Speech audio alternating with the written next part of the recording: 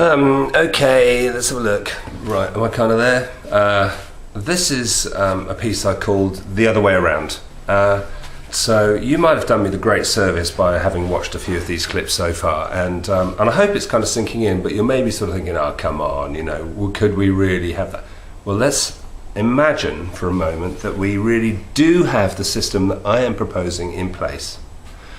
Let's imagine that you have always been used to being consulted on everything, that you have true democracy, that everybody in the country gets to vote on everything, okay? That the government therefore has to discuss things openly and honestly to make sure that everybody really understands it, that there's been an open debate, that when you have discussions in the pub it really counts, that you can deliberate and you can invite your friends to vote in your according to the way you are going to. That was slick.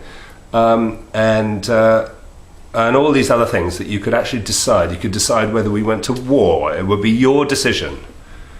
And can you imagine if we had if you could gather 200,000 people together and you could formulate policy, so therefore you could put forward something for people to vote on. So you would no longer have to walk around with placards and write to your MP and all that sort of thing. Imagine that system was in place anyway, that you are now steering your country and you have complete freedom of will to do that the best way you think. And now imagine if somebody came forward and said, well, what I'm going to propose is that we take away all that, that we dismiss all those freedoms and all those choices, and what you're going to be left with is every 4 years you can vote between 2 or 3 strangers who you don't know, who are allocated to a party, who therefore cannot exercise their free will or choice or influence, that they have to vote according to the party lines, otherwise they don't get on, and that you have no influence whatsoever anymore in any of the decisions that are going on. And this government, these people, this person that you've put in to represent your views can now do whatever they want with your power, whether you like it or not.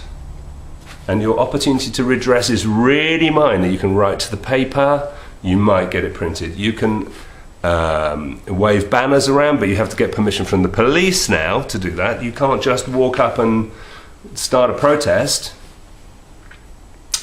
And you can write to your MP, but your MP is already going to go with the party line. You're wasting your time. If somebody was proposing that, instead of everybody having the choice, we'd just shout them down. We'd say, this is ridiculous. Why on earth would anybody in their right mind give away their power? But the thing is, right now, they have to get your power. If you don't give it to them and you choose to keep it for yourself, with the Movement for Active Democracy, we can put this system in place.